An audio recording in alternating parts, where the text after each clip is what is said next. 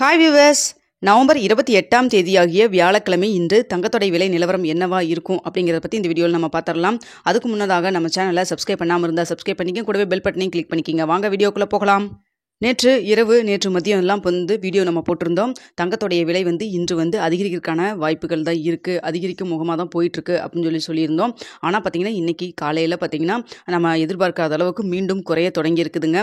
உண்மையாலுமே சொல்லப்போனால் இன்றைக்கி காலையிலே நம்மளுக்கு ஒரு நல்ல நியூஸ் தான் இருக்குது. ஸோ குறைவதற்கான வாய்ப்புகள் தான் இருக்குது. நான் எப்போவுமே சொல்கிறது தாங்க, கடைசி நிமிஷத்தில் கூட நம்மளுக்கு தங்கத்தோடைய ரேட் அப் அண்ட் டவுனில் போகிறது, அதாவது அதிகரிக்கவோ இல்லை குறையவோ மாற்றி மாற்றி வர்றதுக்கான வாய்ப்புகள் இருக்குது. ஏன்னா கடைசியாக ஒரு 15 நிமிஷத்தில் கூட நம்மளுக்கு மாறுவதற்கான சான்சஸ் இருக்குதுன்னு சொல்லியிருக்கேன். ஸோ அதே போல் தான் பார்த்திங்கன்னா நேற்றெல்லாம் பார்த்திங்கன்னா உங்களுக்கு அதிகரிக்கிறதுக்கான வாய்ப்புகள் தான் இருந்தது. அதாவது கிராமுக்கு 20 ரூபா 30 ரூபா அதிகரிக்கிறதுக்கான வாய்ப்புகள் தான் இருந்தது. அது மாதிரி தான் போயிட்டு இருந்துச்சு. இப்போ பார்த்திங்கன்னா சடனாக மீண்டும் குறைய தொடங்கி இருக்குதுங்க.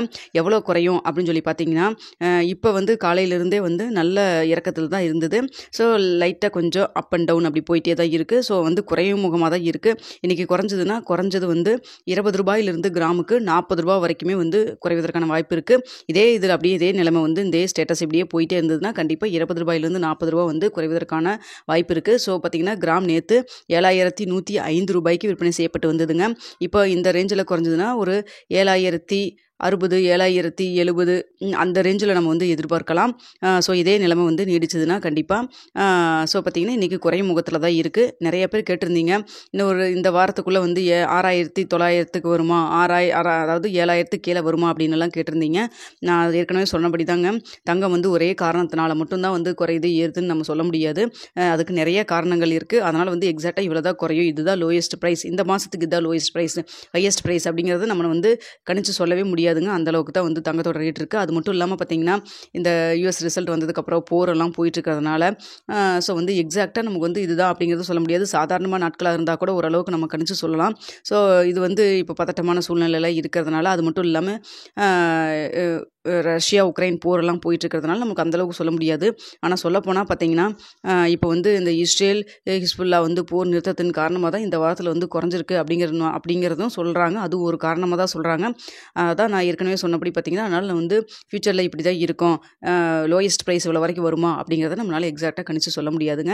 ஸோ இன்றைக்கி நிலவரம் என்னன்னு பார்த்திங்கன்னா குறைவதற்கான வாய்ப்புகள் இருக்கிறது. ஸோ பார்த்திங்கன்னா கிராமுக்கு ஒரு குறைஞ்சது 20 ரூபா கண்டிப்பாக குறையும்.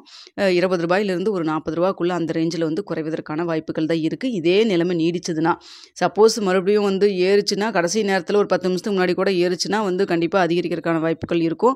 அதுவும் நான் சொல்லிடுறேன் உங்களுக்கு. இப்போ நிக் டு நிக் தான் போயிட்டுருக்கு. கொஞ்சம் நேற்றத்துக்கு இன்றைக்கி கொஞ்சம் நேற்று க்ளோஸ் ஆன டைம்லேருந்து இப்போ கொஞ்சம் குறைஞ்சிருக்கு. நேற்று மத்தியானம் ஈவினிங்கெல்லாம் பார்த்திங்கன்னா அதிகரிக்கும் முகமாக தான் இருந்துச்சு.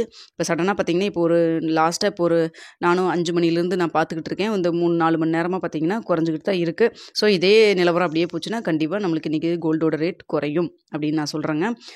ஸோ மாறுறதுக்கான வாய்ப்புகளும் இருக்குது. அது மட்டும் இல்லாமல் இது நான் ஒரு செய்தியாக தான் சொல்கிறேன். நீங்கள் பொருளாதாரத்தை நீங்கள் இதில் இன்வெஸ்ட் பண்ணுற மாதிரி இருந்ததுன்னா யோசித்து பொருளாதார நிபுணர்கள் ஆலோசனை கேட்ட பிறகு இன்வெஸ்ட் பண்ணுங்கள். அது மட்டும் இல்லாமல் சில சப்ஸ்கிரைபர்ஸ் கேட்டிருக்காங்க, 7500 மறுபடியும் எப்போ ரீச் ஆகும் அப்படின்னு சொல்லிட்டு. கண்டிப்பாக அதிகரிக்கிங்க, கோல்டு கம்மியாகாது. கண்டிப்பாக நம்மளுக்கு இது மாதிரி சூழ்நிலை வரதுனால தான் கொஞ்சம் ரேட் குறைஞ்சிருக்கு. ஸோ இந்த சந்தர்ப்பத்தில் நீங்கள் வாங்குறதுக்கான சந்தர்ப்பமாக எடுத்துக்கலாம். ஸோ கோல்டு ரேட் கண்டிப்பாக மறுபடியும் இன்க்ரீஸ் தான் ஆகும். அதனால் நான் அதிகமாக வாங்கிட்டேன், இப்போ 7400க்குலாம் நான் வாங்கியிருந்தேன் அப்படின்னு சொல்லி நினச்சிங்கன்னா யாரும் ஃபீல் பண்ண வேண்டாம். என்ன அதுக்கு கொஞ்சம் டைம் எடுக்குங்க, ஒரு வருஷத்துக்குள்ளே கண்டிப்பாக இன்க்ரீஸ் ஆகிரும். ஸோ அதனால் அது எதுவும் ஃபீல் பண்ணிக்க வேண்டாம். ஸோ இன்றைக்கி மறுபடியும் பார்த்திங்கன்னா திரும்ப சொல்கிறேன், கோல்டு ரேட் குறைவதற்கான வாய்ப்புகள் இருக்குது. ஸோ இந்த வீடியோ உங்களுக்கு பிடிச்சிருந்தா லைக் பண்ணுங்கள், ஷேர் பண்ணுங்கள், மறக்காமல் சப்ஸ்கிரைப் பண்ணிக்கிங்க ஃப்ரெண்ட்ஸ்.